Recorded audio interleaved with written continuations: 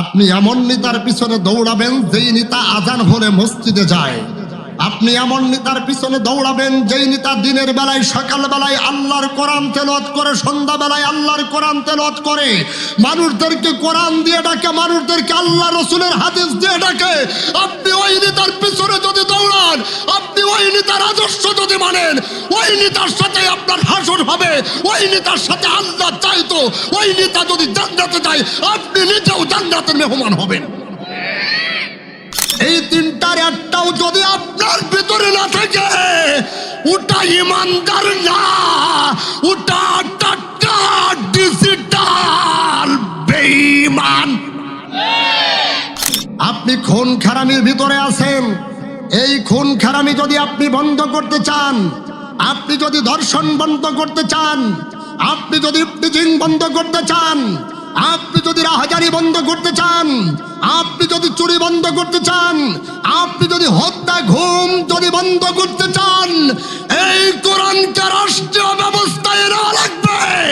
রাষ্ট্রীয় ব্যবস্থায় যখন আল্লাহর কোরআন যাবে, অটোমেটিকলি আপনার চুরি ডাকাতি খুন খারামি এগুলো বন্ধ হয়ে যাবে। আওয়াজ করে কথা বলেন, ঠিক না বেঠিক? কারা কারা আল্লাহর কোরআনকে রাষ্ট্রীয় দেখতে চায়? তুই হাত তুলে দেখতে চায়।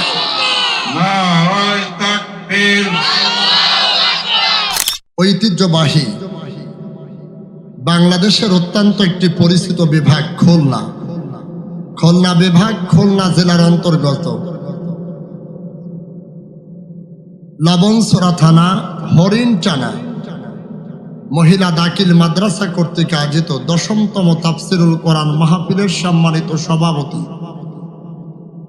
হাজারো আলেমের উস্তাদ,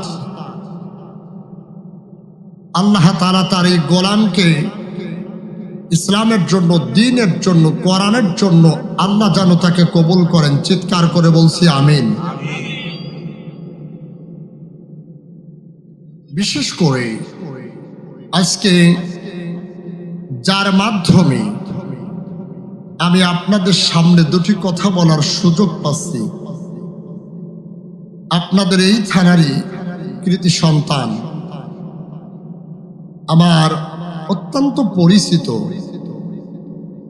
আমার উস্তাদ, প্রিয় ভাই হাফেজ মাওলানা আবু বকর সিদ্দিক, আল্লাহ তাআলা তার এই গোলামকে যেন ইসলামের জন্য, দ্বীনের জন্য, কোরআনের জন্য আল্লাহ তাআলা তাকে যেন কবুল করেন। চিৎকার করে বলেন আমিন। মাদ্রাসার সম্মানিত সোফার, অন্যান্য শিক্ষক শিক্ষিকা মণ্ডলী, প্রাণ প্রিয় ছাত্র ছাত্রী ভাই এবং বোনেরা, কোরআন পিপাসিত মুসলমান ভাইরা, পর্দার অন্তরালের অবস্থানরত মা এবং বোনেরা, বিভিন্ন মসজিদ থেকে আগত সম্মানিত ইমাম ও খতিববৃন্দ এসেছেন, মাদ্রাসার থেকে আগত মাদ্রাসার প্রিন্সিপাল বা মুহতামিম মুয়াজ্জিন বৃন্দ, যদি থেকে থাকেন সাংবাদিক বন্ধুগণ, প্রশাসনিক ভাইরা। এখন প্রশাসন না থাকলেও আজ থেকে 3 মাস আগেও এরকম ছোট্ট পরিসরে কোরআনের একটি মাহফিল করতে গেলেও বিভিন্ন জায়গায় ঝামেলা করে তারপরে এরকম একটা মঞ্চের আয়োজন করা লাগতো। কথা বলেন ঠিক না বেঠিক? আমার সামনে যারা বসে আছেন, আমি আপনাদেরকে বলবো, কথা একটু আওয়াজ করে বলবেন। আর এখন কথা বলতে তো কোনো ভয় নাই। ভয় আছে নাকি? সবাই বলেন ভয় আছে। ভয় তো এক সময় ছিল, যেই সময়ে মানুষ ঘরের ভিতরে আরামে ঘুমানোর মতন শক্তি সাহস তার ছিল না। ভয় কাজ করতো, না জানি কখন, না জানি আমাদেরকে আস্তে করে দাওয়াত করে কালো চশমা ভরায়া কোন সময় যেন মেহমানখানায় ঢুকায় দেয়, এরকম একটা কাজ করতো না? কিন্তু সেই জুলুমের থেকে আল্লাহ তাআলা মাথার ভিতরে, প্রত্যেকটা ইমানদারের মাথার উপরে একটা নির্যাতনের রিষ্টুম রোনাজ যারা চাপিয়েছে, সেই নির্যাতনের স্টোমরোলার থেকে আমার মহান মালিক ছোট্ট ছোট্ট কোমলমতি শিশু কিশোর কিশোরীর মাধ্যমে আমার আল্লাহ এরকম একটা সুন্দর পরিবেশের তৈরি করে দিয়েছেন। সুবহানাল্লাহ বলবেন না?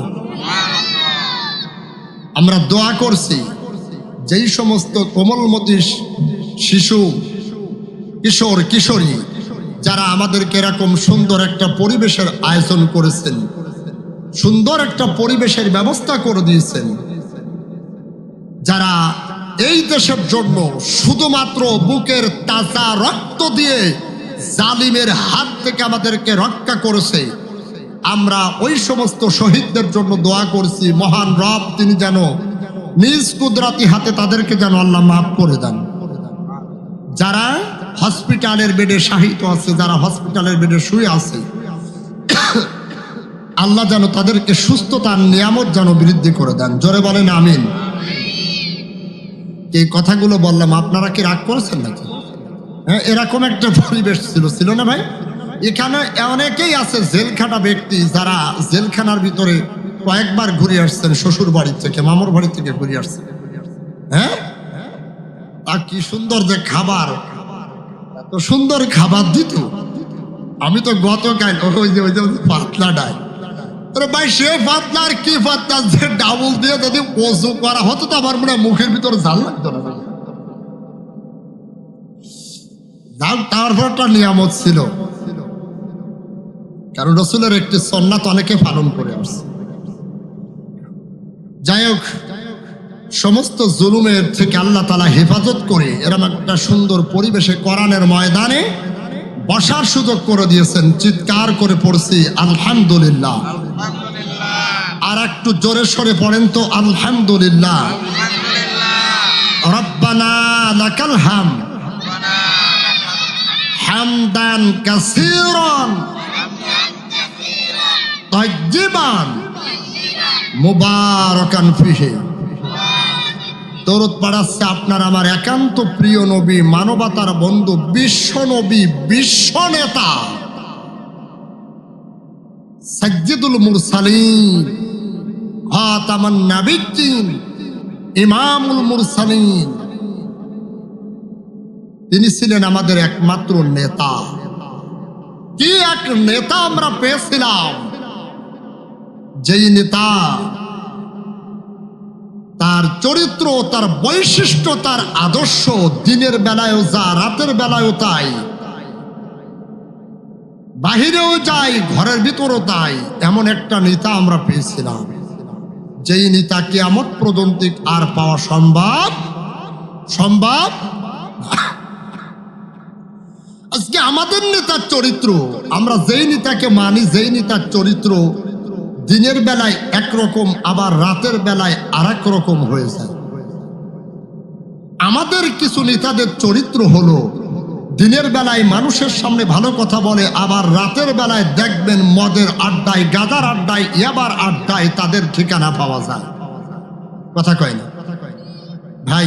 আপনার আমার খুলনার মানুষ, আমি ফুলতলায় আমার বাসা বুঝতে কষ্ট হলে একটু বোঝাই দেবেন। কিন্তু এমন একটা নেতা আমরা পেয়েছি, যেই নেতা 27টি যুদ্ধের সেনাপতির দায়িত্ব পালন করেছে। 82 বার ইহুদিদের টার্গেটে ছিলেন। 82 বার ইহুদিরা টার্গেট করেছিল। সেই এমন একজন নেতা পেয়েছি, সেই নেতার উপরে সকলে জবান খুলে পড়ছে সাল্লাল্লাহু আলাইহি সাল্লাম। আমার ভাইরা, কোরআনুল কারীম মহাগ্রন্থ একখান কিতাব আমরা পেয়েছি, মহাবিশ্বের মহাবিশ্বয় এমন একখান কিতাব আমরা পেয়েছি, যেই কিতাব সম্পর্কে বিশ্ব নবী বলেন মান ক্বালা বিহি সাদাকাত, যারা কোরআন দিয়ে কথা বলে কেবলই মাত্র তারাই কেবলই মাত্র সত্য কথা বলে। কোরআন ছাড়া যেই যত কথা বলুক না কেন, ওই কথার ভিতরে মিথ্যার ছাপ আছে। যেই ব্যক্তি আল্লাহর কোরআন দিয়ে কথা বলে, যেই ব্যক্তি কোরআন দিয়ে কথা বলে, কোরআনের দলিল দেয়, কোরআনের রেফারেন্স দেয়, ওই কথার ভিতরে কোনো মিথ্যার কোনো ছাপ থাকতে পারে না। কিন্তু আজকে দেখবেন আমাদের নেতারা মঞ্চে উঠে 2 ঘন্টা বক্তব্য দেয়, আমার ভাইয়ের চরিত্র জুতার মালা গলায় ভরবো। আছে না নাই, আছে না নাই, কোরআনের একটা আয়াতও নাই। ওগুলো নেতা না, ওগুলো নেতা নামের ভণ্ড। কে নেতা নামের? যাদের ভিতরে কোরআনের আয়াত নাই, যাদের ভিতরে কোরআনের দলিল নাই, আপনারা বুঝে নেন আপনারা কোন নেতার পিছনে দৌড়াবেন, কোন নেতার আদর্শ মানবেন। আপনি আওয়ামী লীগ করেন, বিএনপি করেন, সরমানা করেন, ওয়ার্কার্স করেন, কমিউনিস্ট করেন, জাসদ করেন, যাই কিছু করেন, আপনি আপনার নেতাকে আপনি বেছে নেবেন। আপনি এমন নেতার পিছনে দৌড়াবেন না যেই নেতা নামাজ পড়ে না, যেই নেতা গাঁদাখোর, মদখোর, ইয়াবাখোর, বিড়িখোর, ওর পাশে দাঁড়ালে ফাটার মতন গন্ধ বেরোয়, ওই নেতার পিছনে যদি দৌড়ান, ওই নেতার সাথে আপনার হাসর হবে। ওই নেতা যদি জাহান্নামে যায়, আপনি নিজেও জাহান্নামে যাবেন। আপনি এমন নেতার পিছনে দৌড়াবেন যেই নেতা আজান হলে মসজিদে যায়। আপনি এমন নেতার পিছনে দৌড়াবেন যেই নেতা দিনের বেলায়, সকাল বেলায় আল্লাহর কোরআন তেলাওয়াত করে, সন্ধ্যা বেলায় আল্লাহর কোরআন তেলাওয়াত করে, মানুষদেরকে কোরআন দিয়ে ডাকে, মানুষদেরকে আল্লাহ রসুলের হাদিস দিয়ে ডাকে। আপনি ওই নেতার পিছনে যদি দৌড়ান, আপনি ওই নেতার আদর্শ যদি মানেন, ওই নেতার সাথে আপনার হাসর হবে। ওই নেতার সাথে আল্লাহ চাইতো, ওই নেতা যদি জান্নাতে যায়, আপনি নিজেও জান্নাতের মেহমান হবেন।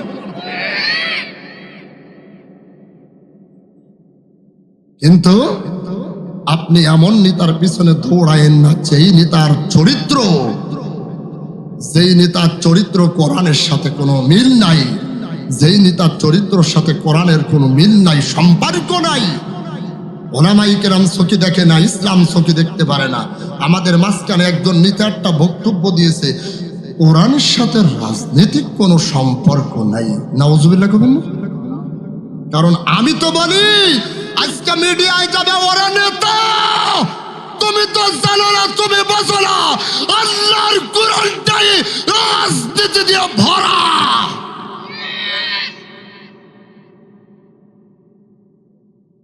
এই আল্লাহর কোরআনটাই রাজনীতি দিয়ে ভরা। তাবারাকাল্লাযী বিয়াদিহিল মুলক। কি ভাই আপনারা কষ্ট পাচ্ছেন না? রাগ করতেছেন?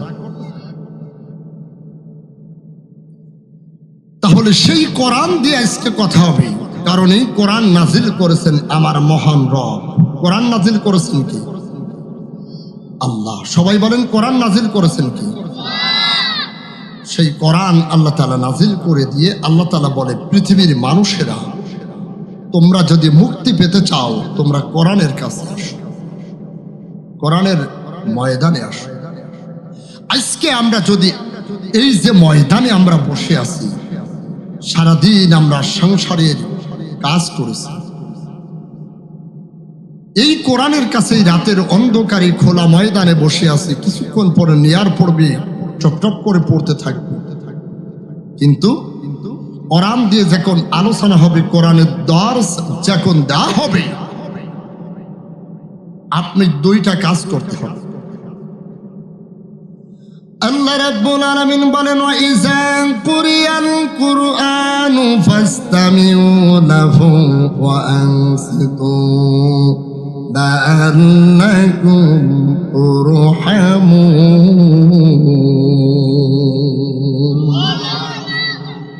রব্বুল আলামিন বলেন, দুনিয়ার মানুষেরা শুনে নাও, ও বংশরা, হরিণ টানা এলাকার মুসলমানেরা, মায়েরা, বোনেরা, ভালো করে শুনে নেন।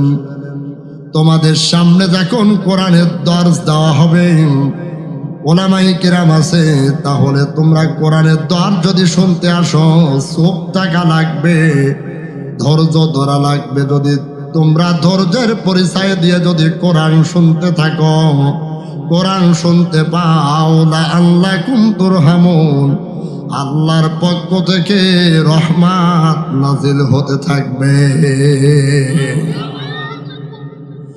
আর একটু ভালো করে বোঝেন আল্লাহর বান্দারা, ও এলাকার পর্দার অন্তরালের মায়েরা বোনেরা, ভালো করে শুনে নেন। এই জন্য এখানে আল্লাহর কোরআন দিয়ে আলোচনা হবে। আল্লাহ পাক রব্বুল আলামিন বলেন, তোমাদের উপদেশ, তোমাদের বক্তব্য হবে আমার কোরআন দিয়া। কি দিয়া? সবাইকেও কথা বলতে হবে, কি দিয়া? ফাযাক্কির বিল কুরআনি মা ইয়াখাফু ওয়াঈদ।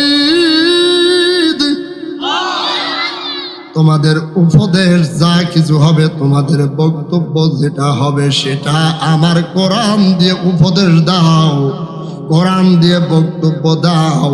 আর উপদেশ যখন কোরআন দিয়ে দেবে, আর ইমানদারেরা যখন এই কোরআন যখন গ্রহণ করবে, কোরআন যখন মানবে, তখন ইমানদারদেরকে আমার আল্লাহ মাফ করে দেবেন। কিন্তু আজ আমরা বিভিন্ন ময়দানে কোরআনের তাফসীর শুনি, নাম দেয় তাফসীরুল কোরআন মাহফিল, কিন্তু ওখানে তাফসীরের কোনো আলোচনা নাই। ওখানে তাফসীর বাদ দিয়ে কিছু বক্তা আছে সাপের কাহিনী আর বেজির কাহিনী দিয়ে সময় নষ্ট করে দেয়। শুনছেন নাকি আপনারা? কোরআনের তাফসীর মাহফিলে নাম দেয়, কিন্তু সাপের কাহিনী আর বেজির কাহিনী, হরিণীর কাহিনী দিয়া, বিভিন্ন কাহিনী দিয়ে সময় নষ্ট করে দেয়। না, ওই কথার ভিতরে কোনো ফায়দা নাই। বিশ্বনবী হাদিসের ভিতরে বলেন, ওমান আমিলা বিহি উজিরা, যারা কোরআন দিয়ে আমল করবে, আমার আল্লাহ কেবলই মাত্র কাল কিয়ামতের বিভীষিকাময় ময়দানে আমার আল্লাহ তাদের আমার আল্লাহ নিজেই যারা কোরআন দিয়ে আমল করবে তাদের ডাইন হাতে আমার আল্লাহ পুরস্কার পৌঁছায় দেবে। পিছনের লোক আসতে কয় সুবহানাল্লাহ, একটু জোরে কন ভাই। সুবহানাল্লাহ, আলহামদুলিল্লাহ, আল্লাহু আকবার কইতে কি ভয় লাগে নাকি ভাই? হ্যাঁ না, বাড়িতে বউরা কয়ে দিচ্ছে যে খবরদার ওখানে যাইয়ে কিন্তু চিল্লে ভাল্লা মোটো করবে না, এই তো দিনকাল খারাপ, আর এখন তো বান্তবতী সরকার, শেষকালে পরবর্তীতে কি হবে কি না হবে, যা কয় শুধু ঘাড় গুজে ভরে থাকবে। হ্যাঁ, এরম আছে নাকি ভাই? খবরদার! ওই বাচ্চাগুলো একটু থামানো যায় না? একটু দেখেন তো, দেখেন একদম। না না, এই আপনি চিল্লাচ্ছেন কেন? আস্তে করে একটু উঠাই দেন, কেন ওরা তো রেজকি পয়সা ভাই। আপনার পকেটে যদি খুচরো পয়সা যদি থাকে, ও নাড়ালিও কিন্তু না নাড়ালি কিন্তু খলখল খলখল করে নড়তে থাকবে ভাই। আর যদি ওরা তো রেজকি পয়সা, ওদেরকে একটু বসাই দেন, যদি পারেন বসাই দেন। আর যার বাচ্চা সেই একটু নিয়ে বসলে ভালো হয়, তাহলেই ভালো হবে আমার প্রিয় ভাই। তাহলে আমাদের উপদেশ, আমাদের বক্তব্য হবে কি দিয়া ভাই? কোরআন দিয়ে। এবার শোনেন, এই কোরআন দিয়ে যারা শুনবে, যাদের ভিতরে ঈমান আছে, এই কোরআনের দাস, এই কোরআনের আলোচনা, এই কোরআনের ব্যাখ্যা যখন শুনবে, ঠিক তাদের অন্তর, তাদের চক্ষু দিয়ে টপ টপ করে পানির ফোঁটা তখন জোরে জোরে পড়তে থাকবে। আল্লাহ তাআলা বলেন, ওই চোখের পানি, বান্দার চোখের পানি, কোরআন শোনার পরে বান্দার চোখের পানি জমিনে পড়ার আগে বান্দাকে আমি আল্লাহ মাফ করে দিলাম। ভাইরা, লোকজন কম বেশি আসবে, তা এই যে মাঝখানে আপনারা যে ফাঁকা রেখে বসে আছেন, এই ফাঁকা জায়গার ভিতরে শয়তান স্থান নেবে। তা কোরআনের ময়দানে আমরা কি কেউ শয়তানকে স্থান দিতে চাই? শয়তানকে স্থান দিতে চাই? তা যদি না চান, সময় অনলি মাত্র 1 মিনিট। এই 1 মিনিটের ভিতরে আমরা যারা বসেছি প্রত্যেকে গায়ে গায়ে বসবো। আর যারা দাঁড়িয়ে আছেন বা যারা আসতেছেন, আপনি ময়দানে চলে আসবেন। আপনি ময়দানে আসলে রহমত পাবেন, ময়দানে না আসলে কিন্তু আপনি রহমত পাবেন না। পাবেন? ভাই, আপনার মোবাইলগুলো সাইলেন্ট করেন, ভাই মোবাইলগুলো সাইলেন্ট করেন, একদম খরগোশের মতন কান দুইটা খাড়া করে দেখেন। এবার দেখেন ইমানদার, ইমানদার কারা? এবার একটু শুনুন। আল্লাহ রাব্বুল আলামিন বলেন, ইন্নামাল মুমিনুনাল্লাযীনা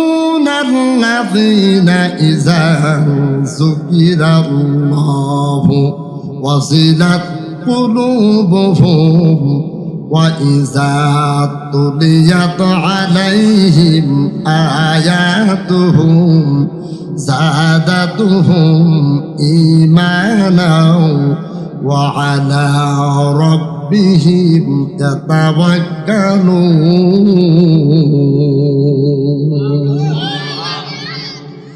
রব্বি কারীম বলেন, ভালো করে শোনেন, সূরা আনফালের ভিতরে আল্লাহ বলেন, নিশ্চয়ই যারা মুমিন, প্রকৃতি যারা ঈমানদার।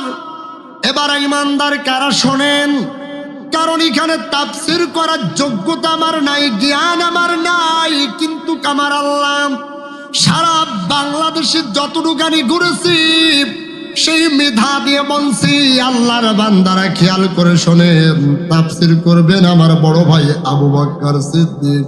শুধু আমি কোরআনের তাফসীর করার যোগ্যতা নাই, শুধু সামান্যতম আমার আল্লাহ যে জ্ঞান দিয়েছে সেই জ্ঞানের আলোকে কথা বলতে চাই, যুগ বিজ্ঞানের নিরিখে। ভালো করে শোনেন, যারা মুমিন, যারা ইমানদার, ইমানদার মুমিন যারা, ভালো করে বসেন এবারে কোনটা ইমানদার আর কোনটা বেঈমান একটু ভালো করে শোনেন। ওয়াজিলাত কুলুবুহুম, ওয়াজিলাতের ব্যাখ্যায় মুফাসসিরিনরা দিয়েছেন তিনটা।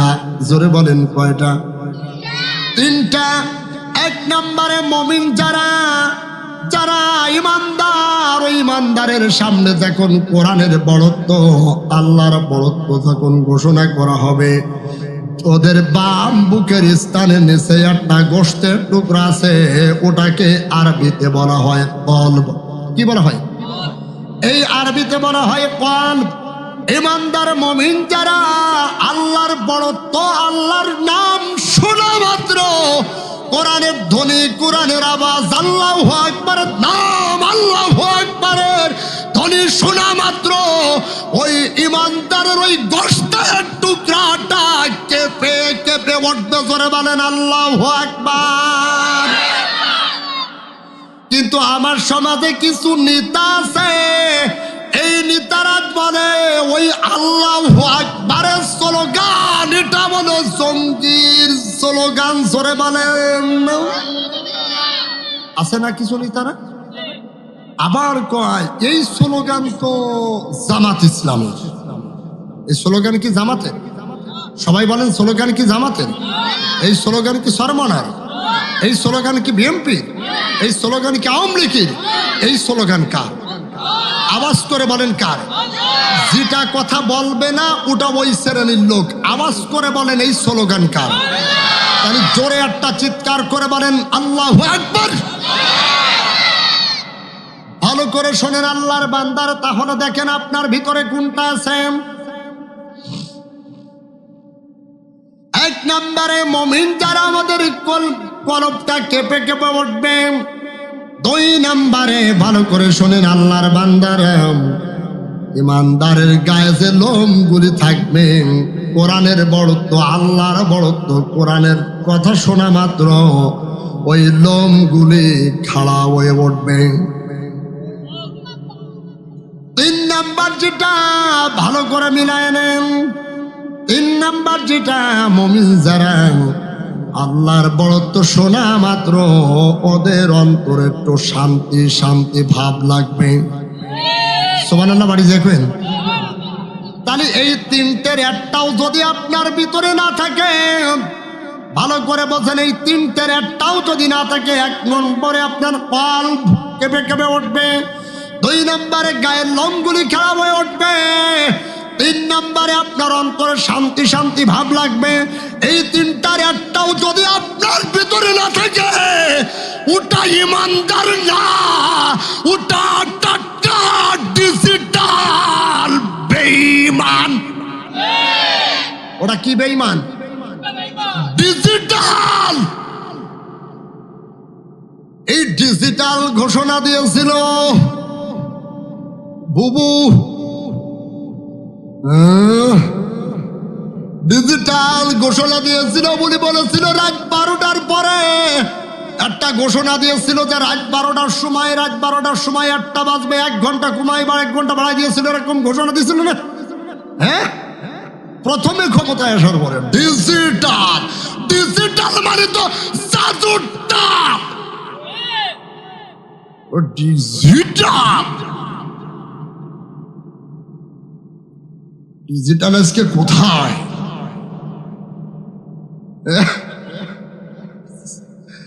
শ্বশুর বাড়ি?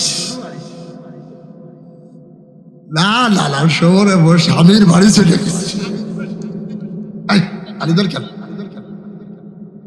তাহলে ভালো করে বলছেন আল্লাহর বান্দারা, তাহলে এই তিনটার একটাও যদি না থাকে, ওটা ডিজিটাল টাটকা বেঈমান এক নাম্বারের। এবার কার কোনটা আছে আপনি ভালো করে একটু মিলায় নেন। আল্লাহর বান্দারা, তাহলে আল্লাহর বড়ত্ব, আল্লাহর ঘোষণা শোনা মাত্র আপনার ভিতরে যদি ঈমান থাকে, ও আলা রাব্বিহিম ইয়াতাওয়াক্কালুন, ঈমানদারেরা সব ক্ষেত্রে ভরসা করে আমার আল্লাহর উপরে। কার উপরে ভরসা করে? কার উপরে ভরসা করে? ঈমানদার কষ্টে থাকুক, দুঃখে থাকুক, শান্তিতে থাকুক, জেলখানায় থাকুক, ঈমানদাররা কোশ্চিন চালাবো। ঈমানদার কোনদিন বাতিলের কাছে মাথা নত করে না, করে না, করে না, করে না।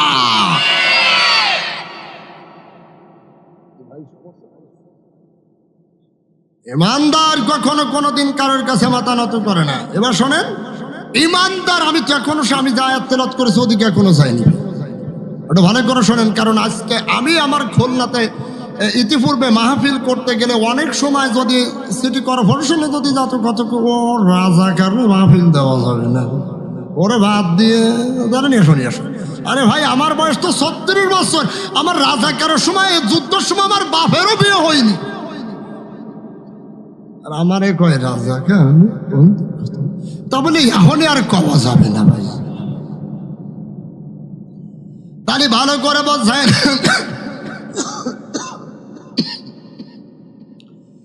ভালো করে শোনেন আল্লাহর বান্দারা। এবার ঈমানদার, আমরা এবার আয়াত থেকে আলোচনা শুনবো, ভালো করে শোনেন আল্লাহর বান্দারা।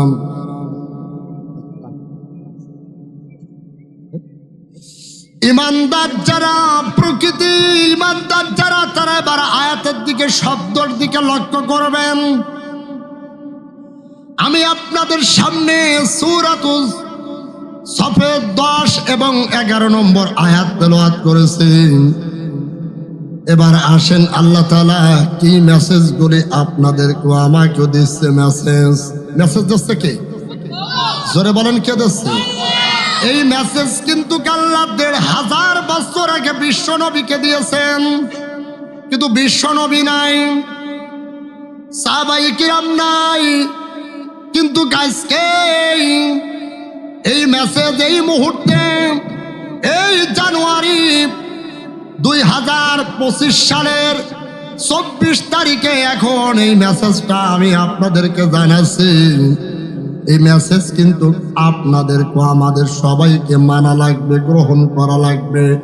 মেসেজটা যদি গ্রহণ যদি না করে, তাহলে আপনি কিন্তু প্রকৃতি ঈমানদার হতে পারবেন।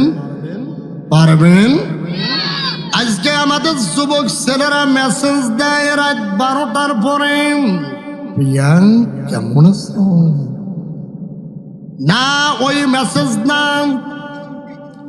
আল্লাহ মেসেজ দিচ্ছে, শোনেন শোনেন, কান লাগান, আল্লাহ মেসেজ দিচ্ছেন, ইয়া আইয়ুহাল্লাযীনা আমানু হাল আদুল্লুকুম আলা তিজারাতিন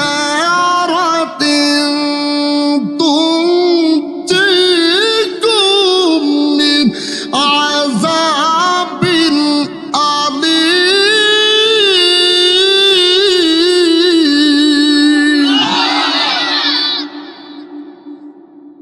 আমার আল্লাহ মেসেজ দিচ্ছে, ও ঈমানদারেরা, ও লবণসরা থানার ঈমানদারেরা, ও হরিণটানা এলাকার মুসলমানেরা, ও মুসলমানেরা, ভালো করে বলছেন, আমি কি তোমাদেরকে এমন একটি ব্যবসার কথা বলে দেব না, যে এই ব্যবসাটি করলে তোমরা জাহান্নামের কঠিন শাস্তিদায়ক আযাব থেকে তোমরা রক্ষা পাবে বা মুক্তি পাবে? সুবহানাল্লাহ, কালকে কইন। এ বক্তব্য কার? সবাই আওয়াজ করে বলেন বক্তব্য কার? আল্লাহ নিজেই বলছেন, ওহে যারা ইমানের দাবিদার, যারা আমি আল্লাহর প্রতি ইমান এনেছো। কার প্রতি? একটু সবাই কোন কার প্রতি? পিছনের লোকগুলি চুপ করে বসে আছে, বলেন তো কার প্রতি ইমান? আল্লাহর প্রতি ইমান। আপনি এখন কেমন করে বুঝবেন? আল্লাহ যেটা নিষেধ করেছেন, আল্লাহ যেটা করতে বলেছেন, আল্লাহ নিষেধ করেছেন আমার আল্লাহ, করতে বলেছেন আমার আল্লাহ, এটাকে এক বাক্যে স্বীকার করা, বিশ্বাস করার নাম হলো ঈমান। এর নাম কি? ঈমান। এবার আসেন, আপনি যদি মনে করেন যে আমরা কিন্তু জানি আমানতু বিল্লাহ, আল্লাহর প্রতি ঈমান, ওয়া মালাইকাতিহি, ফেরেশতাদের প্রতি ঈমান। তার কারণ হলো আল্লাহ তাআলা ফেরেশতাদের প্রতি ঈমানের কথা বললেন কেন? ভালো করে শোনেন। আল্লাহ পাক বলেন মানুষ আর জিন, আল্লাহ পাক নিজেই বলেন ওয়া মা খালাকতুল জিন্না ওয়াল ইনসা ইল্লা লিয়াবুদুন। জিন এবং মানব জাতি আল্লাহর ইবাদত করো, কিন্তু জিনও আল্লাহর অবাধ্য হয়, মানুষও আল্লাহর অবাধ্য হয়। শুধু কেবলই মাত্র একনিষ্ঠভাবে ইবাদত গোলামি ফেরেশতারাই আল্লাহর আনুগত্য করে। আপনার আমার দুই কাঁধে দুইজন ফেরেশতা আছে, নেকি লেখার জন্য আর একজন বদ আমল লেখার জন্য। আপনার আমার অক্সিজেনের জন্য একজন ফেরেশতা আছে। ভালো করে শোনেন, আপনার আমার জান কবজ করার জন্য একজন ফেরেশতা নিয়োগ করা আছে। আছে না? আল্লাহ পাক বলেন ইজা জাআ আজালুহুম লা ইস্তাখিরুনা সাআতান ওয়া লা ইস্তাকদিমুন। সময় যখন হয়ে যাবে, মৃত্যুর সময় যখন হয়ে যাবে, এক সেকেন্ড আগেও না, এক সেকেন্ড পরেও হবে না, নির্ধারিত সময়ে মৃত্যু হবে। আইনামা তাকুনু ইদরিকুমুল মাউত ওয়ালাউ কুনতুম ফি বুরুজিম মুশাইয়াদা। তুমি দুর্গে থাকো আর প্রাসাদে থাকো, মৃত্যুর সময় যখন হবে, ওই আজরাইলের হাত থেকে কোনো ব্যক্তি রেহাই পাবে? তাহলে ফেরেশতাদের প্রতি ঈমান। কিন্তু ওই মৃত্যুর হাত থেকে আমাদের রেহাই পাওয়ার কোনো সুযোগ আছে নাকি ভাই? ভাই ওখানে কারা কথা বলছেন প্লিজ ভাই, যদি শিক্ষকরা হয়ে থাকেন একটু আস্তে করে। এক লোক ট্রেনের ভিতরে উঠছে, উনি খুলনার থেকে মনে করেন সাপোজ চুয়াডাঙ্গায়, মুসলমান, এই পর্যন্ত দাঁড়িয়ে আছে, কিন্তু ওই ব্যক্তির বুকের ভিতরে একটা কুত্তার বাচ্চা কোলে নিয়ে ট্রেনের ভিতরে উঠছে। কিসের বাচ্চা? কুত্তার বাচ্চা। এখন ওই বগিতে আমার এই ভাইয়ের মতন আরেকজন, উনি ওই ট্রেনের বগির ভিতরে উঠছে। উঠার পরে ওই যে লোকটি কুত্তার বাচ্চা কোলে করে নিয়ে আসে, ওই ব্যক্তি ওনাকে ধমক দিয়ে বলতেছেন, বাজব আহাম্মক কোথাকার, আমি একজন জলি জান্ত, একজন আটকা, একজন মুসলমান বসে আছে, তুই আমাকে সালাম দিলি না? ভাই আমার দুঃখ করে বলতেছে, ভাই এই কুত্তার বাচ্চা কোলে করে রাখা এ তো ইহুদি খ্রিস্টানদের কালচার, তা আপনি যে মুসলমান না ইহুদি এটা আমার জানা ছিল না, কারণ আমি মুসলমান তো কুত্তার বাচ্চা কোলে করে নিয়ে রাখি। লোকটি এখন দুঃখ করে বলতেছে, ভাই এই কুত্তার বাচ্চা আমি ইহুদি খ্রিস্টানদের কীর্তি কালচার, আমি সংস্কৃতি আমি মানি না। আমি এই কুত্তার বাচ্চাটা কোলে করে রাখছি এই কারণে, আমি একটা হুজুরের ওয়াজ শুনেছিলাম, যেই জায়গায় কুত্তার ছবি থাকে ওই জায়গায় আল্লাহর ফেরেশতারা প্রবেশ করে না। তখন বলতেছে, ভাই আপনার ওয়াজ ঠিক আছে, কিন্তু একটু মিস্টেক হয়েছে।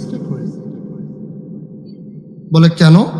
বলে কুত্তার ছবি যেই জায়গায় থাকে সেই জায়গায় শুধুমাত্র রহমত বন্টনকারী কোন ফেরেশতারা ওই জায়গায় প্রবেশ করে না, কিন্তু আজরাইলের দায়িত্ব তো রহমত বন্টন করে না, ওর দায়িত্ব তো জান কবজ করার সময় হলেই অ্যাটাক, সময় হলেই অ্যাটাক। তুমি যেখানে থাকো, ট্রেনে থাকো, লঞ্চে থাকো, প্লেনে থাকো, যেখানে থাকো, সেই জায়গায় আল্লাহর যখন অর্ডার হয়ে যাবে সাথে সাথে জান কবজ করে নিয়েছে। আমার ভাইরা, তাহলে আল্লাহর ফেরেশতাদের প্রতি ঈমান ওয়া কুতুবিহি, আল্লাহর কোরআনের প্রতি আপনার পূর্ণ অঙ্গ বিশ্বাস আস্থা রাখতে হবে। যে কারণ কোরআনটা হলো আমার জীবন ব্যবস্থা। তার কারণ হলো একটা ফার্মেসির ভিতরে বিভিন্ন রোগের ঔষধ থাকে। আমশার ঔষধ আছে, মাথার ব্যথার ঔষধ আছে। আমার ভাইয়েরা, আপনি মাথার ব্যথার ঔষধ আছে, জ্বরের ওষুধ আছে, নাফা আছে, সব কিছু আছে। যখন আপনার যেই রোগ সেই রোগের ঔষধ কিন্তু একটা ফার্মেসিতে থাকে, থাকে না? শুধু আপনি হোমিও ঔষধ নিয়ে বসে থাকবেন, ফোট খাবেন, এটা তো কিন্তু ভাই হবে না। আপনার হয়েছে, আপনার লাগবে অ্যান্টিবায়োটিক, কিন্তু আপনি অ্যান্টিবায়োটিক ব্যবহার না করে আপনি যদি ফোট খান, আপনি যদি আপনি ফোট খেয়ে যান, তাহলে কিন্তু আপনার রোগ সারবে। শুনে নেন আল্লাহর মুসলমানেরা, নবনসুরা থানার মুসলমানেরা, এই কোরআনটা আমার আল্লাহটা অ্যান্টিবায়োটিক ঔষধ হিসেবে, বান্দার সমস্ত রোগের ঔষধ হিসেবে আল্লাহ তাআলা আমার আল্লাহ কোরআনের ভিতরে দিয়েছে। وَنُنَزِّلُ مِنَ الْقُرْآنِ مَا هُوَ شِفَاءٌ وَرَحْمَةٌ لِّلْمُؤْمِنِينَ। সমস্ত রোগের ঔষধ, সমস্ত রোগের শিফা আমার আল্লাহ কোরআনের ভিতরে দিয়েছেন। সুবহানাল্লাহ।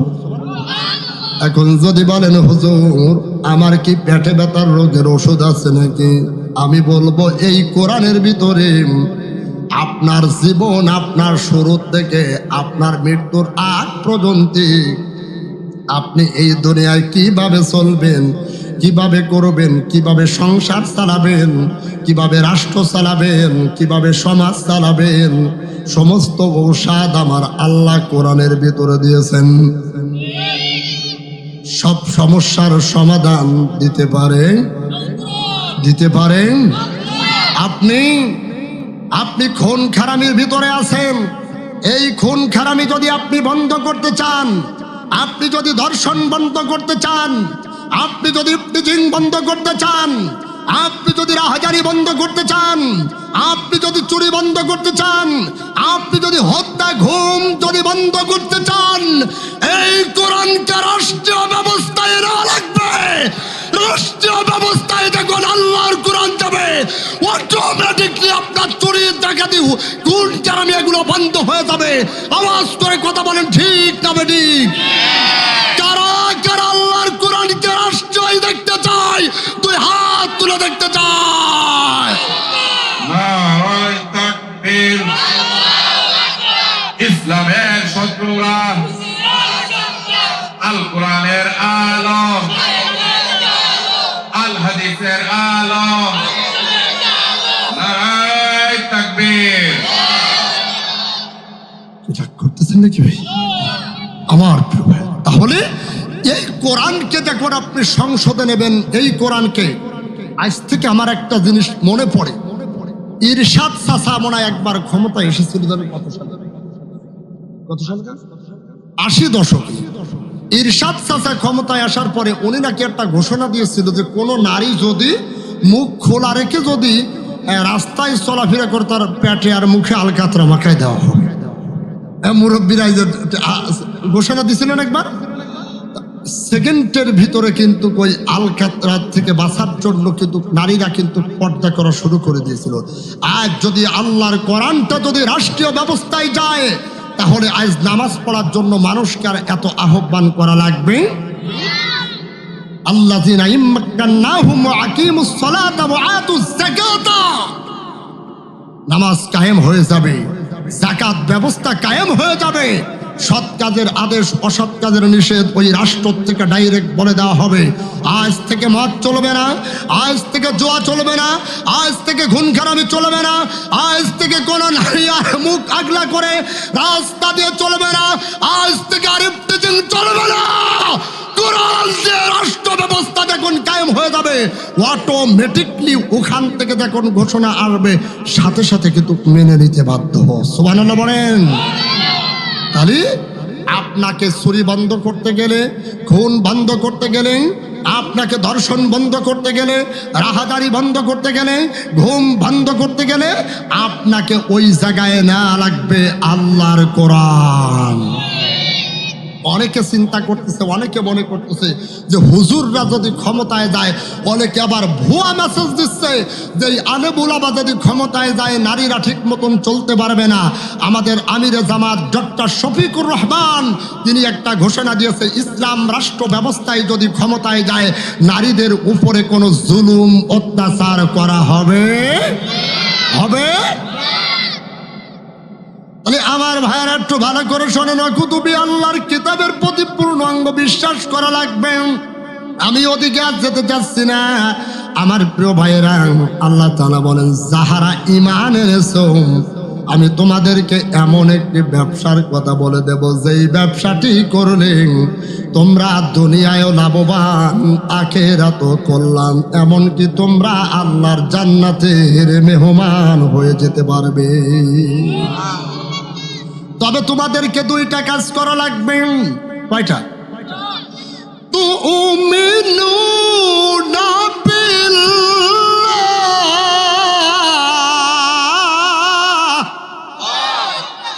তবে তোমাদেরকে আল্লাহর প্রতি ঈমান আনা লাগবে। কার প্রতি ঈমান আনা লাগবে? আল্লাহর প্রতি ঈমান আনা লাগবে। ওয়া রাসূলিহি, রাসূলের প্রতি ঈমান আনা লাগবে। রাসূলকে ভালোবাসা লাগবে, রাসূলের প্রতি ঈমান আনা লাগবে। আর কি করা লাগবে? বিওয়াতুজাহিদুনা ফি সাবিলিল্লাহ, জান এবং মাল দিয়া আল্লাহর রাস্তায় সংগ্রাম করবা, জিহাদ করবা।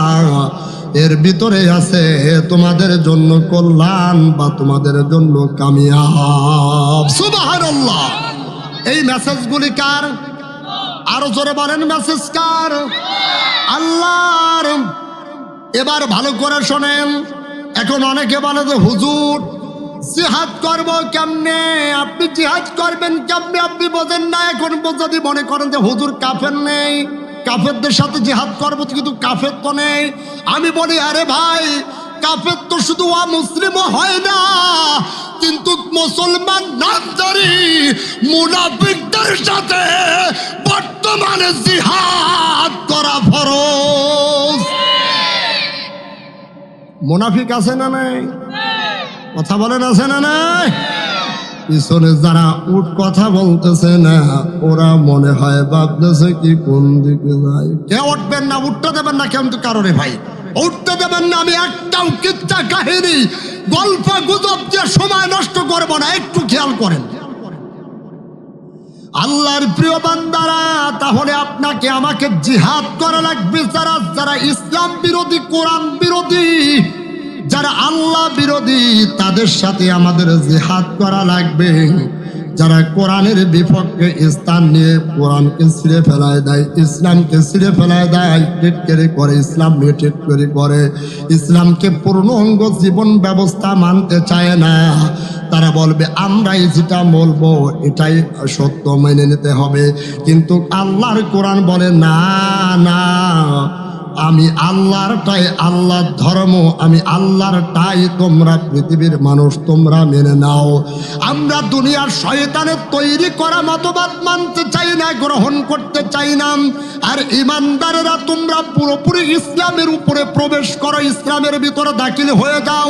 ইয়া আইয়ুহাল্লাযীনা আমানু দুখুলু ফিস-সিলমি কাফা, ইমানদারেরা তোমরা পুরোপুরি ইসলামের ভিতরে প্রবেশ করো, ইসলামের ভিতরে প্রবেশ করো। ওয়ালা তাত্তাবিউ খুতুওয়াতিশ শাইতান, শয়তানের অনুকরণ করো না, শয়তানেরটা মেনে নেওয়া যাবে না। ইন্নাহু লাকুম আদুব্বুম মুবিন,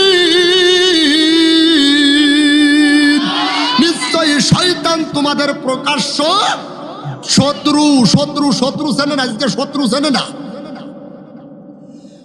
ও মুসলমানেরা, তাহলে ভালো করে শোনেন, এই জিহাদ আপনাকে আমাকে কিন্তু করা লাগবে। এখন যদি বলি যে হুজুর জিহাদ তো শুধু নবীর আমলে ছিল, না রে ভাই, জিহাদ সব কিয়ামত পর্যন্ত জিহাদ আছে, জিহাদ থাকবে। জিহাদ ফিসাবিলিল্লাহ, জিহাদ করব আল্লাহর জন্য, জিহাদ করব আল্লাহর জন্য। আর আল্লাহর জন্য যদি জিহাদ করতে পারি, আল্লাহর জন্য যদি সংগ্রাম করতে পারি, আল্লাহর জন্য যদি লড়াই করতে পারি, তবে আপনার আমার ভেতরে কল্যাণ দান করে দিবেন। তিনি কে? আর জোরে বলেন তিনি কে? যেই জিহাদ করেছেন, যেই জিহাদ করেছেন দীর্ঘ 15টা বছর ধরে স্বৈরাজ শাসকের বিরুদ্ধে জিহাদ করেছেন আমাদের আল্লাহ বলারাম, আমাদের বড়রাম জিহাদ করেছেন। এমন জিহাদ পাবে, এমন নফসের জিহাদও করেছেন, সরাসরি ময়দানও তারা ডেকেছেন। তাদের অন্য কোনো ইচ্ছা না, তাদের একটা ইসলাম, আল্লাহর জমিনে আল্লাহর দিন কায়েম করার জন্য তাদের ওই ইচ্ছা ছাড়া আর কোনো ইচ্ছা না। তারা কিন্তু এই কথা বলেন নাই তোমাদের জায়গা আমাদের নামে লিখে দাও, তোমাদের জায়গা জমি বাড়ি ঘর দুয়ার আমাদের নামে লিখে দাও। এ কথা কিন্তু ইমানদারেরা কোশ্চিন কালো বলে। তারা শুধু একটাই কথা বলেছেন, আল্লাহর জমিনে আল্লাহর দিন কায়েম হবে। কিন্তু আল্লাহর জমিনে আল্লাহর দিন বাদ দিয়ে কোনো শয়তানের তৈরি করা মতবাদ আমরা মুসলমান কখনো মেনে নিতে পারি? আমরা মুসলমান কোশ্চিন কালেও ওই কোন দাদা বাবুদের তৈরি করা মতবাদ, কুফরি কালাম আমরা বাংলার জমিনে চলতে দিতে পারি না। আজকে কোন একজন বিজ্ঞানিক, আমার প্রিয় ভাই মিডিয়া যিনি চালাচ্ছেন, উনি বলতেছিল, কোন এক বিজ্ঞানিক নাকি বলতেছে আমি আকাশে ফেরেশতাদের শব্দ পাচ্ছি। নাউজুবিল্লাহ। তুমি আকাশে ফেরেশতাদের শব্দ পাচ্ছ? জিকিরের শব্দ? ও বাবা রে বাবা, তোমার কাঁধে 2জন ফেরেশতা আছে, তুমি তাদের শব্দ না হয়ে তুমি আকাশ থেকে তুমি জিকিরের শব্দ পাচ্ছ? ওরে আল্লাহ ওয়াল্লাহ, আফার মেসে হায় হায় হায় হায় হায়। এখনো আমরা মনে করতেছি স্বৈরা শাসক চলে গেছে। ভাইরা আপনারা মনে রাগ করতেছেন? না রাগ করতেছেন ভাই? কষ্ট পাচ্ছেন ভাই? বিশ্বাস করেন আপনারা অনেকে, আমরা মনে করতেছি, আপনারা এখনো বসে আছি যে ওরা তো স্বৈরা শাসক তো চলে গেছে, ওরা আমাদেরকে এখন কিছু আর করতে পারবে না। কিন্তু আমি বলি না, স্বৈরা শাসক চলে গেছে, কিন্তু ওই জায়গায় বসে উনি কিন্তু কাঠি খুঁজছে। হ্যাঁ, শয়তানের কাজ কিন্তু কাঠি দেওয়া, শয়তানের কাজ খুঁচা দেওয়া, শয়তানের কাজ কিন্তু খোঁচা দেওয়া। দেখবেন অনেকেই বলতেছে যা ছিল তাই ভালো ছিল, অনেকেই বলতেছে, অনেকে বলে না যা ছিল তাই ভালো ছিল। আরে ভাই, আপনি তো জানেন না কত অমানবিক আচরণ করেছে। যদি অমানবিক আচরণ না করত, এই বাংলার ভূখণ্ডিতে আয়না ঘর নামক একটি ঘর তৈরি করেছিল, যেটা 15টা বছর ধরে আমরা কখনো শুনতে পারি নাই। কিন্তু এই যখন চলে গেছে, তখন আয়না ঘর কোথায় সব কিছু খুঁজে বের করে ফেলেছে। খুঁজে বের করে ফেলেছে না? আয়না ঘর খুঁজে বের করা হয়ে গেছে। তাহলে সরকার বাহাদুর প্রশাসন কোথায় আয়না ঘর? কেউ 15টা বছর ধরে জানতো না। 8 বছর ধরে, 10 বছর ধরে, 12টা বছর ধরে ওই আয়না ঘরের অন্ধকারের ভিতরে জুলুমের শিকার হয়ে অমানবিক আচরণ তাদের সাথে করা হয়েছিল। আমি তো মনে করি, আমি তো বলি, আমার ভাষা দিয়ে আমি বলি, স্বৈরা শাসক যদি কখনো কোনো কায়দায় যদি বাংলার জমিনে আর একটা বারও যদি আসে, আমার মনে হয়, আমার দৃঢ় বিশ্বাসে একটা কারণ, তাকে আগে ফাঁসির মঞ্চে ঝুলা লাগবে। তাহলে আমার প্রিয় ভাইয়েরা একটু ভালো করে বোঝেন, ভালো করে শোনেন। ইমানদারেরা, তোমাদেরকে কি এমন একটি ব্যবসার কথা বলে দেব না, যার যত ইমান মজবুত তার উপরে কিন্তু পরীক্ষাও কিন্তু তত কঠিন, তার উপরে পরীক্ষা কিন্তু বেশি কঠিন। এমন কঠিন হবে ও আমার ভাইরা, এই পরীক্ষায় যদি আপনি আমি যদি উত্তীর্ণ হতে পারি, তাহলে আপনার আমার জন্য এই দুনিয়ায় সামরিক কষ্ট হলেও আল্লাহ পাক আপনার আমার জন্য সুন্দর একটি জান্নাতের ভিতরে একটা ঘর তৈরি করে রেখে দিয়েছেন। আল্লাহর বান্দারা, আপনার আমার উপরে তো কেমন কোন কঠিন কোন পরীক্ষা নাই। ভাই কোনো সমস্যা? হ্যাঁ? আমার প্রিয় ভাইরা আমার, একটু ভালো করে বলছেন। আল্লাহর নবীর একজন প্রিয় সাহাবী, আল্লাহর নবীর একজন প্রিয় সাহাবী আবু সালমা, আপনার স্ত্রী উম্মে সালমা, এই ঘটনাটা দিয়ে দেখেন ঈমান তাদের উপরে কত বড় ঈমানের পরীক্ষা ছিল, তবুও তারা কখনো কোনোদিন ঈমান তারা ছাড়ে নাই। আল্লাহর বান্দারা খুব ভালো করে বসবে, গভীর মন দিয়ে ভালো করে শোনেন আমার ভাইয়েরা।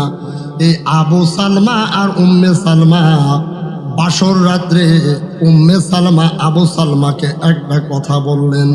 উম্মে সালমা আবু সালমারে ডাক দিয়ে বলেন, স্বামী আমার, আপনি যদি আমার আগে মারা যান, আমি আপনার সাথে ওয়াদা দিলাম, আমি আপনার সাথে কথা দিলাম, আমি জিন্দেগিতে কখনো কোনোদিন আমি আর বিবাহ করব না। আর আপনি আমার সাথে এই ওয়াদাটা দিতে হবে, আমি আপনাকে এত ভালোবাসি, আমি যদি আপনার আগে মারা যাই তাহলে আপনি আর কখনো বিবাহ করবেন না। আবু সালমা ডাক দিয়ে বলেন, উম্মে সালমারে শুনে নাও, আমি তোমার সাথে এই ওয়াদার একটা মানব, সেটা হলো আমি তোমার জন্য আল্লাহর কাছে আমি দোয়া করি, আমি যদি তোমার আগে যদি আমি মারা যাই, আমি যদি তোমার আগে মারা যাই, তবে আমি আল্লাহর কাছে দোয়া করি, আমার আল্লাহ আমার রব, আমি যদি তোমার আগে যদি মারা যাই, তোমার জন্য আমি দোয়া করে যাই, আল্লাহ যেন আমার থেকে সুন্দর একজন সৎ চরিত্রবান পুরুষ একটা স্বামী যেন আল্লাহ তোমাকে যেন দান করে দেয়। আমার প্রিয় ভাইরা, মুসলমান ভাইরা, পর্দার অন্তরালের মায়েরা, একটু ভালো করে শোনেন। মায়েরা কিন্তু সব ভাগ ছাড়তে চায়, শুধু কেবলই মাত্র স্বামীর ভাগ ছাড়তে চায়। ছাড়তে চায়? বাড়ি যে কবেন স্ত্রীকে, কবেন স্ত্রী তুমি আমাকে একটা অনুমতি দাও, আমি দ্বিতীয় আর একটা ফিরে বিয়ে করব। দেখবেন ওর মুখ সুন্দর মানুষ যদি হয়ে থাকে, মুখ পুড়ায়া একদম হাড়ির পিছনের মতন কালি হয়েছে। কথা কয় আমার ভাইরা আমার, আল্লাহর নবী মক্কা থেকে হিজরত করে চলে যাওয়ার পরে আর প্রিয় ভাইরা আমার, এবার আবু সালমার উম্মে সালমার উপরে নির্যাতন শুরু হয়ে গেল। রাতের অন্ধকারে আবু সালমার উম্মে সালমা পরামর্শ সাপেক্ষে তাদের সন্তান নিয়ে তারা পলায় চলে যেতে যায়। যেতে দেন উম্মে সালমা তার ভাইদের কাছে গ্রেফতার হয়ে গেল, আবু সালমা চলে গেল পলায়। খুব ভালো করে বলছেন আল্লাহর বান্দারা, যখন পলায় চলে গেল, পলায় যাওয়ার পরে এবার আমার বন্ধুগণ, আমার ভাইয়েরা আমার, উম্মে সালমা মাসের পর মাস, দিনের পর দিন স্বামীর জন্য অপেক্ষামান, স্বামীর কাছে যাবে বলে এই আশা নিয়ে পড়ে আছে। ঠিক কয়েক মাস পরে উম্মে সালমা তার ভাইদেরকে ফাঁকি দিয়া তার সন্তান কোলে করে নিয়ে অনেক পথ পাড়ি দিয়ে তিনি মদিনার রাস্তা ধরে হিজরত করা শুরু করে দিয়েছেন। যেতে যেতে দেখুন ফজরের নামাজের আজানের সময় দেখুন হয়ে গেল।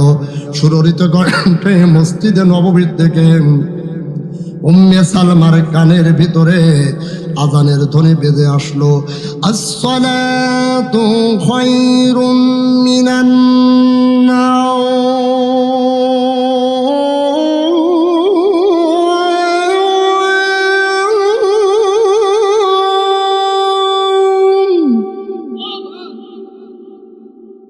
الصلاة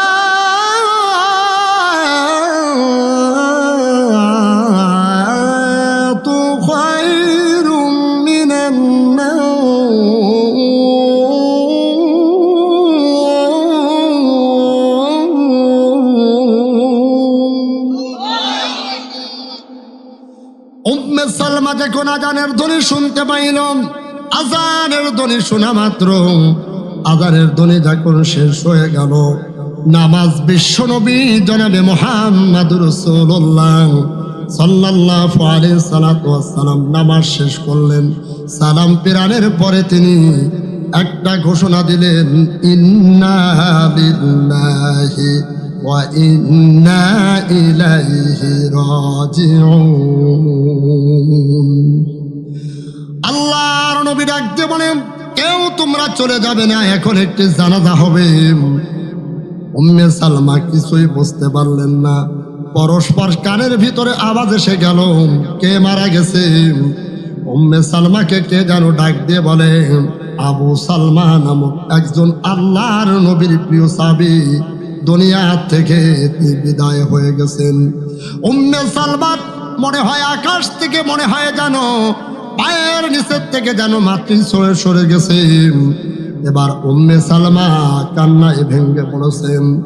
আল্লাহর নবী বিশ্বনবী জনাবে মুহাম্মদুর রাসূলুল্লাহ সাল্লাল্লাহু আলাইহি সাল্লাম জানাজার নামাজ যখন শেষ হয়ে গেল, জানাজা যখন শেষ হয়ে গেল, জানাজা শেষ হওয়ার পরে আমার ভাইয়েরা, আমার দাফন করার পরে আল্লাহর নবী বিশ্ব নবী তিনি নিজেই চলে আসলেন উম্মে সালমার কাছে। উম্মে সালমার কোলের সন্তানটা আল্লাহর নবী নিজেই কোলে নিয়ে নিলেন। কোলে নেওয়ার পরে তিনি ডাক দিয়ে বলতেছেন, উম্মে সালমারে, তুমি টেনশন করো না, তোমার এই সন্তান মানুষ করার দায়িত্ব আমি বিশ্ব নবী মুহাম্মদুর রাসূলুল্লাহ আমি নিয়ে নিলাম। আর ভাইরা, আর উম্মে সালমাকে ডাক দিয়ে বলেন, উম্মে সালমা রে, ও উম্মে সালমা, তুমি টেনশন করো না, আমার সাহাবীদের ভিতরে আমি একজন ভালো, একজন সৎ চরিত্রবান সাহাবী দেখে তোমাকে বিবাহের ব্যবস্থা করে দেব। উম্মে সালমা তখন ডাক দিয়ে বলে, ইয়া রাসূলুল্লাহ, আপনি এই কথা আর বলবেন না। আমি আমার স্বামীর সাথে ওয়াদা দিয়েছিলাম, আমি যদি আপনার আগে মারা যাই আপনি কখনো বিবাহ করবেন না। কিন্তু আর আমি এটাও বলেছিলাম, আপনি যদি আমার আগে মারা যান আমি কখনো আর বিবাহ করব না। ইয়া রাসূলুল্লাহ, আমি আমার স্বামীকে অত্যন্ত ভালোবাসি, মহব্বত করি, সুতরাং আপনি এমন কথা বলবেন না।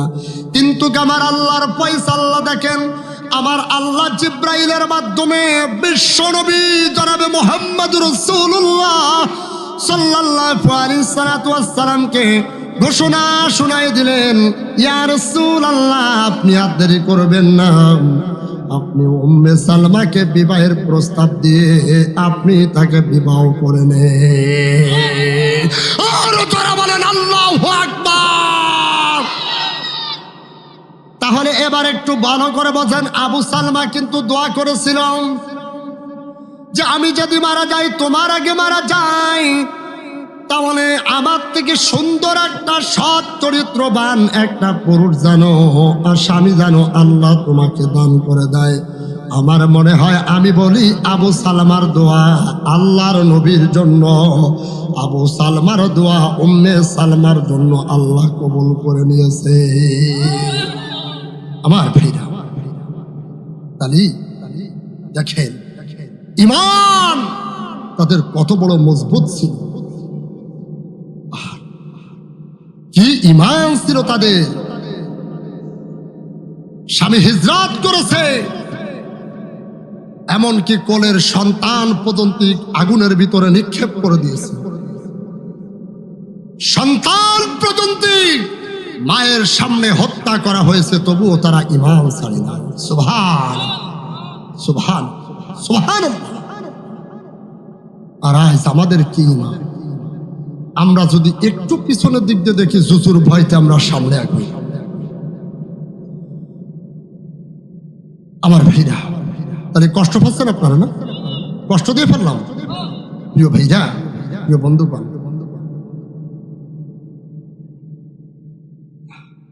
আছে আছে আমার ভাই আসতেছে দিনই, দেখেন আমি তার আলোচনা, উনি দেখুন 2011 সাল থেকে উনি আমার এলাকায় যেতেন আলোচনা করার জন্য। কত সুন্দর কণ্ঠ। প্রিয় ভাইরা, তাহলে আপনাকে আমাকে যদি ঈমান যদি মজবুত থাকে, ঈমান যদি আপনার আমার যদি মজবুত থাকে, তাহলে সব কিছু আমার আপনার ভালো লাগবে। আর ঈমান যদি দুর্বল হয়ে যায়, তাহলে কোনো কিছু কোরআন ভালো লাগবে না, ইসলাম ভালো লাগবে না। দেখবেন অনেকের গায়ে কিন্তু অ্যালার্জি আছে, আছে না ভাই? অ্যালার্জি যাদের গায়ে, এরা কিন্তু গরুর গোশত খেতে পারে না। গরুর গোশত খাইলেই বলে যে না, গরুর গোশত খাওয়া যাবে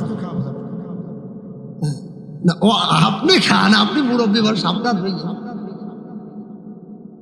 প্রিয় ভাইরা, অ্যালার্জি যাদের গায়ে, গরুর গোশত খেতে পারে না, হাঁসের গোশত খেতে পারে না, হাঁসের ডিম খেতে পারে না, দুধ খেতে পারে না, ইলিশ মাছ খেতে পারে না। কিন্তু আমি বলি, কোরআন যাদের ভালো লাগে না, ইসলাম যাদের ভালো লাগে না, আজান যাদের ভালো লাগে না, আল্লাহ এবং আল্লাহ রসুল যাদেরকে ভালো লাগে না, আমি বলি ওদের কলিজা পয়সে গেছে, ওদের নষ্ট হয়ে গেছে কলিজা। এই জন্য ওদের কিছু ভালো লাগে না।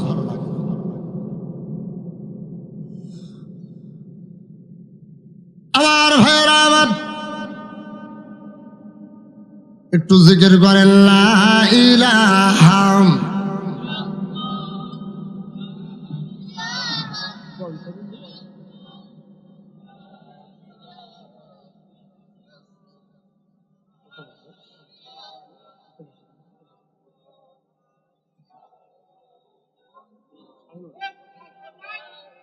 লা ইলাহা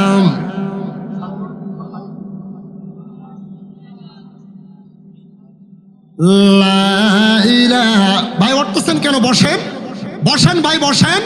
এই মুহূর্তে যদি আপনি উঠে যান, বস ভাই, কেউ কারোর উঠতে দেবেন না, বিশৃঙ্খলা করবেন না। সুবহানাল্লাহ, আলহামদুলিল্লাহ, লা ইলাহা, আরো জোরে সুবহানাল্লাহ, আলহামদুলিল্লাহ, লা ইলাহা।